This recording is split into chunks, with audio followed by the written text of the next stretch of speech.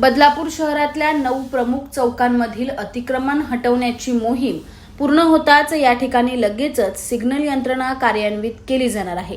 10 जूनपर्यंत बदलापुरातल्या मुख्य चौकातील सर्व सिग्नल सुरू करण्यात येतील, अशी माहिती पालिकेचे मुख्याधिकारी मारुती गायकवाड यांनी दिली। गेल्या काही वर्षात बदलापुरात वाहनांची संख्या मोठ्या प्रमाणात वाढली, त्यामुळे शहरातल्या रहदारीच्या रस्त्यावर बऱ्याचदा वाहतूक कोंडी होते। ही वाहतूक कोंडी टाळण्यासाठी पालिकेने सर्व मुख्य चौक प्रशस्त करण्याची मोहीम हाती घेतली आहे। तसंच या ठिकाणी सिग्नल यंत्रणा बसवण्याचं काम वेगानं सुरू आहे। शहरातील सर्व शाळा सुरू होण्यापूर्वीच हे सिग्नल कार्यान्वित होतील, असा विश्वास मारुती गायकवाड यांनी व्यक्त केलाय।